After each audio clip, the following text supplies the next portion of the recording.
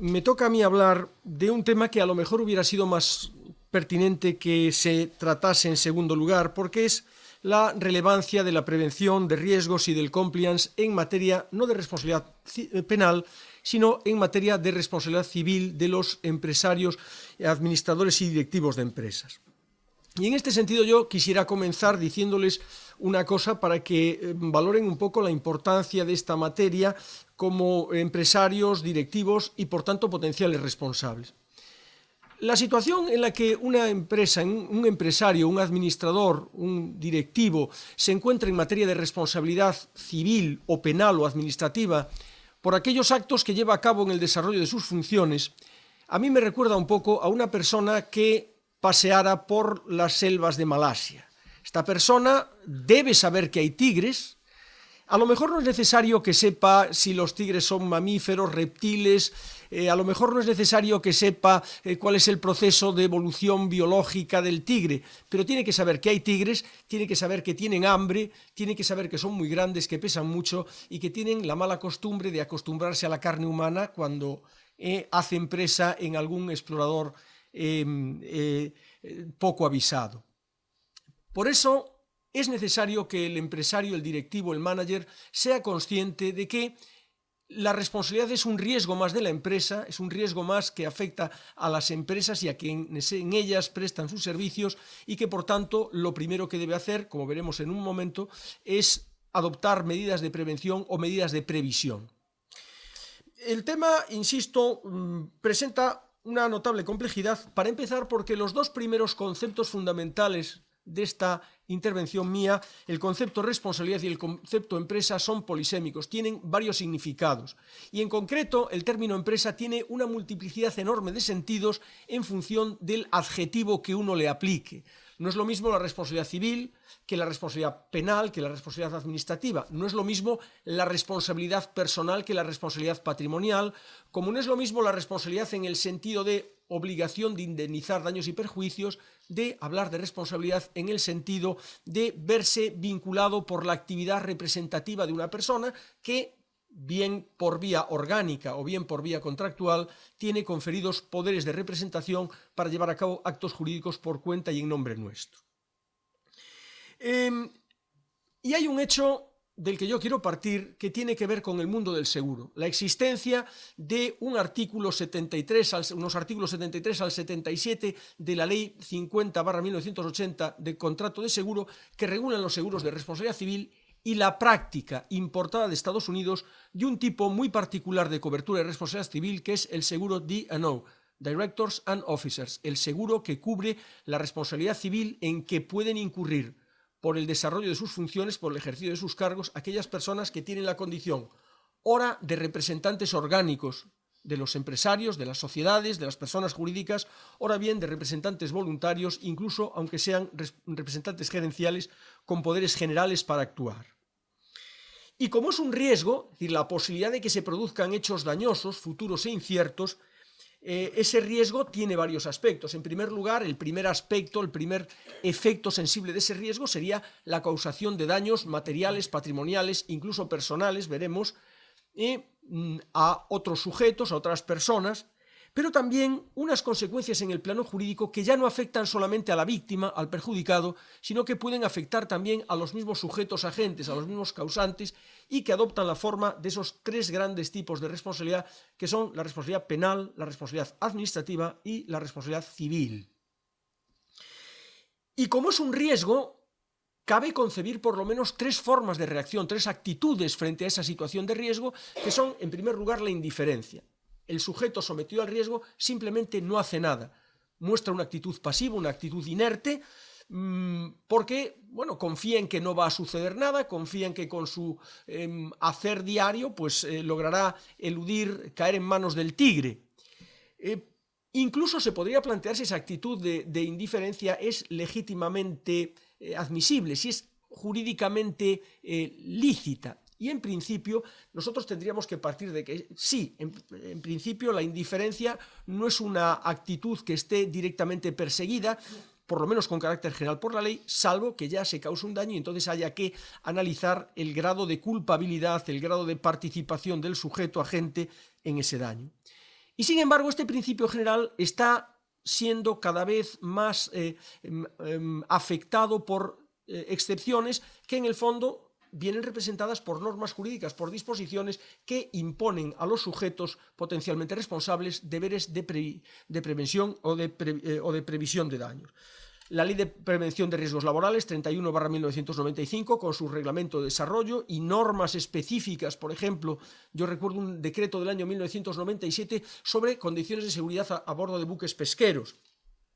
La Ley 26/2007 de Responsabilidad Civil Medioambiental, el texto refundido de la Ley de Defensa de los Consumidores Usuarios, la Ley del año 1992 sobre Industria, que hablan de medidas de prevención de riesgos, de medidas de gestión del riesgo, por ejemplo, para elaborar y poner en el mercado productos seguros para los consumidores, para los usuarios e incluso para sujetos que sin ser consumidores ni usuarios se ven afectados por esos daños a los que se llama, con expresión anglosajona, nosotros también sabemos inglés, bystanders. Otra medida que se puede adoptar frente al riesgo es la medida de la previsión. Y la previsión está relacionada con el fenómeno del ahorro, con el fenómeno de la distracción de parte de nuestros ingresos financieros para destinarlos a la finalidad, al propósito de contar con un fondo que nos permita asumir los costes económicos derivados de esa responsabilidad en la que podemos incurrir. La forma técnicamente más perfeccionada de la previsión del ahorro es el seguro. Pero nos queda una última forma de reaccionar frente al riesgo, que es la prevención. Y la prevención consiste no tanto en precaverse mediante el ahorro, mediante, digamos, la retención de nuestros ingresos para gastarlos en cubrir los daños que causamos, cuanto en la adopción de medidas tendentes directamente a influir sobre las situaciones de riesgo, excluyéndolas o disminuyendo su probabilidad o disminuyendo su capacidad de causar daño. No podemos evitarlo, pero podemos gestionar los daños a posteriori. En este sentido, el seguro y la prevención de riesgos mantienen una curiosa e intensa relación. Son dos cosas distintas, evidentemente, como veremos a continuación, pero es obvio que, por ejemplo, a nivel institucional, la legislación de ordenación de los seguros privados, la nueva Ley 20/2015, incluye entre las actividades permitidas a las entidades aseguradoras las actividades complementarias de prevención de riesgos. No solamente eso, ya bajando del ámbito empresa de seguros al ámbito contrato de seguros, ustedes saben que no solamente en la celebración del contrato de seguro hay una previa fase de declaración del riesgo que permite a las compañías aseguradoras influir en los potenciales tomadores y asegurados para que adopten medidas de prevención. La práctica del infraseguro, que nos pone de manifiesto que si nosotros somos responsables, tendremos que asumir una parte del coste de esa responsabilidad, salvo que nosotros empleemos esos recursos en prevenir. Y por último, el deber de salvamento, esa obligación contemplada, por ejemplo, en el artículo 17 de la Ley de Contrato de Seguro o en el artículo 227 de la Ley de Navegación Marítima en relación con el seguro marítimo. Pero por lo demás, a pesar de estas conexiones, a pesar de estos contactos, es evidente que la prevención de riesgos y el seguro mantienen entre sí profundas diferencias. El seguro como actividad es una actividad de intermediación financiera que se plasma en un tipo de contrato muy específico, el contrato de seguro, que se lleva a cabo por empresarios especializados sometidos a un régimen de previa autorización administrativa y de supervisión continuada, mientras que por el contrario, la prevención de riesgos es una actividad objetivamente multiforme. Hay muchas formas de prevenir el riesgo que no son necesariamente por vía de contrato y menos aún por vía de contrato de seguro. Por tanto, es una actividad tan multiforme que se define a sí misma más por su objetivo, tratar de evitar los siniestros, tratar de evitar los daños, que por las modalidades en que se puede llevar a cabo. No es, por tanto, necesariamente una actividad de intermediación financiera, aunque hay instrumentos financieros destinados a prevenir el riesgo. Y además puede ser materia de autoprestación. El primer obligado a la prevención de riesgos es la persona que está sometida al riesgo. No es necesario que esa persona externalice. Insisto, no es necesario desde un punto de vista lógico ni desde un punto de vista jurídico, pero probablemente desde el punto de vista empírico, desde el punto de vista técnico, como se ha dicho hace un momento, es muy importante la, digamos, externalización de servicios de prevención en el ámbito jurídico y en el ámbito técnico. Claro, entonces, ¿qué es lo que se trata de prevenir? Caben dos posibilidades, o prevenir directamente los daños materiales, los hechos dañosos, los siniestros, o bien, ¿qué es lo que nos interesa a nosotros? Ir un paso más allá y, cuando ya no se puede evitar el siniestro, cuando ya no se puede evitar el daño, prevenir las consecuencias negativas, que son las que se califican globalmente como responsabilidades. Y en este sentido, insisto, tenemos tres: penal, administrativa y civil. De esas tres, dos de ellas, las dos primeras, tienen mucho en común. La responsabilidad administrativa y la responsabilidad penal están intensamente asociadas al fenómeno de incumplir o de cumplir las normas. Esto incluso es más claro en la responsabilidad administrativa que en la penal. La responsabilidad administrativa está siempre asociada al fenómeno de la ordenación administrativa, la regulación administrativa de una determinada actividad, de un determinado sector, que precisa, para garantizar su propio cumplimiento, porque satisface el interés general, de una panoplia de armas de carácter sancionador. Por eso, insisto, el compliance es muy importante en el ámbito administrativo y en el ámbito penal, precisamente porque el compliance mira a prevenir la responsabilidad vía garantía del cumplimiento de normas. Por tanto, aquellas responsabilidades en las que el hecho generador de responsabilidad está más asociado a incumplir son aquellas que mejor se pueden gestionar, mejor se pueden prevenir vía cumplimiento de normas. Y de hecho, donde se ha manifestado en primer lugar el tema del compliance ha sido precisamente en el ámbito penal. Nosotros, aquí ya se ha mencionado, y supongo que posteriormente Juan Carlos nos hablará con mucha mayor profundidad, que cuando el Código Penal español incluye la responsabilidad de las personas jurídicas, la responsabilidad penal, se cuida también de contemplar las posibilidades que tiene el compliance, la prevención de riesgos penales, para atenuar o incluso excluir la responsabilidad penal de los empresarios, sobre todo los empresarios persona jurídica. Y esto, insisto, se hace todavía en el artículo 31 bis del texto refundido del Código Penal. Un artículo en el que es importantísimo tener en cuenta su historia reciente, porque es un artículo, un precepto de vida breve, pero un precepto que ya ha sufrido importantes modificaciones. En su versión original, este artículo lo único que contemplaba era la posibilidad de un compliance a posteriori, un compliance posterior a la comisión del delito por el que se encausaba al responsable, y únicamente preveía que ese compliance pudiera servir como circunstancia atenuante. Era decirle: tú que has sido malo ahora y que vas a ser sancionado, te vamos a rebajar tu nivel de responsabilidad a condición de que nos demuestres que acabas de tomar medidas para que los delitos que se puedan producir en el futuro tú los controles vía prevención. Yo siempre pensé que esta norma no impedía que pudiera haber un compliance no solamente atenuante, sino eximente, porque la medida contemplada originalmente en el artículo 31 bis se planteaba ex post, cuando ya se había cometido un delito, y para la prevención de delitos futuros, no para actuar sobre el delito inmediatamente cometido y por el cual se iniciaban las actuaciones penales. Por el contrario, el nuevo artículo 31 bis habla ya de un compliance no solamente atenuante, sino un compliance directamente eximente de responsabilidad. En los supuestos previstos en este código, las personas jurídicas serán plenamente responsables, y luego añade los supuestos en los cuales no se incurre en responsabilidad. Y dice: los modelos de organización y gestión a que se refiere la condición primera del apartado segundo deberán cumplir los siguientes requisitos: identificarán las actividades en cuyo ámbito podrán ser cometidos los delitos, establecerán protocolos o procedimientos que concreten el proceso de formación de la voluntad de la persona jurídica y adopción de decisiones y ejecución de las mismas, dispondrán de modelos de gestión de los recursos financieros adecuados para impedir la comisión de los delitos, etcétera, etcétera. Y esto, insisto, ya no es una atenuante que juega prometiendo que serás bueno con los delitos futuros. Juega como una eximente para demostrar que tú has sido bueno, razonablemente bueno, en relación con los delitos pasados, con los delitos ya cometidos.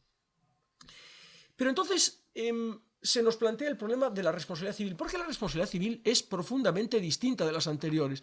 A la responsabilidad civil, aunque tiene unos requisitos muy parecidos a la responsabilidad penal, no le importa lo mismo. En la responsabilidad penal y en la responsabilidad civil tiene importancia la conducta. tiene importancia el resultado, tiene importancia la culpabilidad y tiene importancia la existencia de una relación causal. En ambos se habla de antijuridicidad de la conducta. Pero hay una diferencia muy importante, que es la siguiente. La responsabilidad civil es simultáneamente una fuente de obligaciones, basta remitirse al artículo 1089 del Código Civil y al artículo 1092, y es también una obligación en sí misma, y una obligación que tiene 2 o 3 características absolutamente fundamentales. La primera, su causa es indemnizatoria. La finalidad de esa obligación es resarcir a otro daños causados. La segunda, normalmente, aunque hay excepciones, se trata de una obligación de contenido pecuniario, pagar dinero. Y en tercer lugar, la cuantía de esa obligación viene determinada en principio por la cuantía del daño causado. Esto tiene una consecuencia importantísima, y es que la responsabilidad civil no surge a menos que se haya causado un daño. Toda la mala fe, toda la culpabilidad, toda la temeridad del potencial responsable en su conducta que no haya sido capaz de producir un daño podrá deparar responsabilidades penales, responsabilidades administrativas, pero no responsabilidad civil. La responsabilidad civil nace y solo nace cuando se ha causado un daño. A partir de ahí habrá que ver si en esa causación del daño intervienen los demás elementos de la responsabilidad civil. ¿Y quiénes son los sujetos? Ya que hablamos de una obligación, esta obligación tiene que tener un acreedor, un deudor, constituye en un vínculo y nace en unas determinadas circunstancias. En principio, la responsabilidad civil viene recogida en el Código Civil Español, artículos 1101 y siguientes y 1902 y siguientes, responsabilidad contractual y extracontractual. Y sin embargo, son responsabilidades en las cuales, curiosamente, no se menciona la antijuridicidad. Te dicen que el que cause daño a otro por culpa o negligencia deberá responder, que el que incumple una obligación deberá responder de los daños y perjuicios, pero en ningún lugar nos hablan de la antijuridicidad. Las normas mercantiles sí que mencionan como causa de responsabilidad el incumplimiento de las normas. Me refiero, por ejemplo, al artículo 236 del texto refundido de la Ley de Sociedades de Capital, que dice que los administradores serán responsables de los daños causados a la sociedad, a los socios y a los acreedores sociales, en primer lugar por incumplimiento de la ley. Yo, sin embargo, quiero dejar una cosa muy bien clara. Esto no es la antijuridicidad. La responsabilidad del administrador o la responsabilidad civil del empresario o del factor no es antijurídica porque incumplan una ley, es antijurídica porque han causado un daño.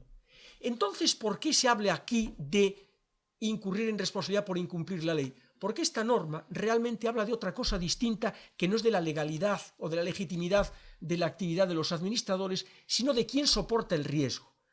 La idea es, mire usted, todo empresario, toda empresa, las sociedades también, las personas jurídicas también, por ser empresarios asumen, porque sí, porque son empresarios, un riesgo que incluye el error en la toma de decisiones.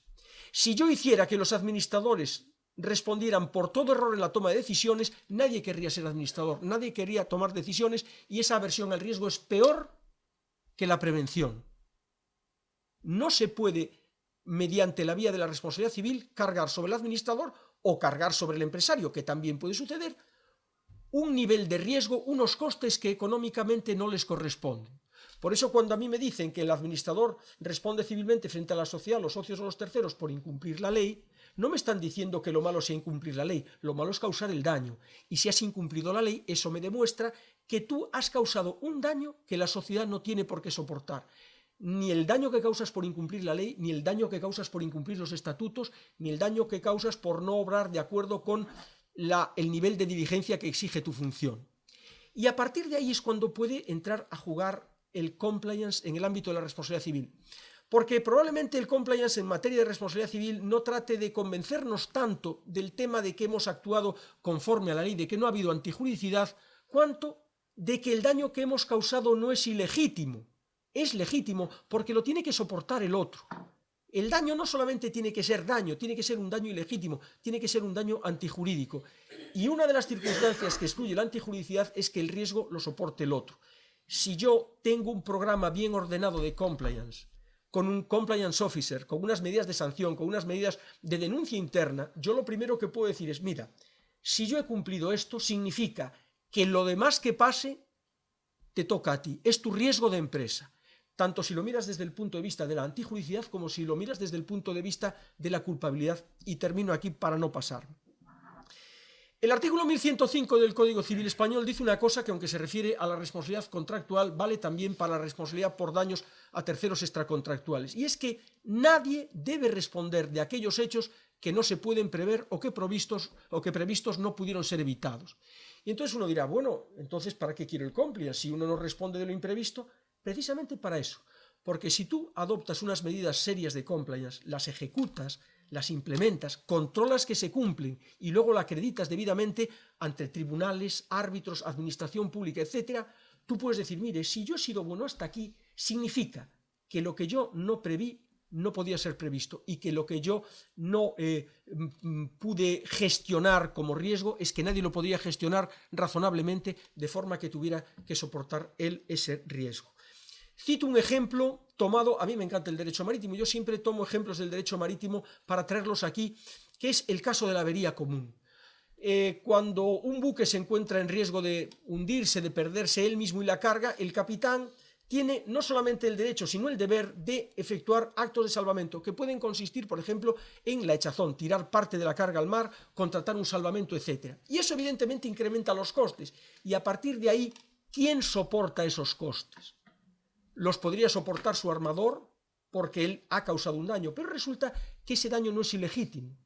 Ese daño está dentro de las medidas de prevención que se imponen al capitán. Las medidas que en este caso las impone la ley, pero nadie dice que un programa de compliance no pueda incrementar el nivel de cuidado y las medidas de prevención que tienen que adoptar los empresarios para, una vez que se han producido los daños, demostrar que los daños o no son antijurídicos o no son culpables. O, en última instancia, que entre el daño y la conducta no hay la necesaria relación de causalidad. Muchas gracias.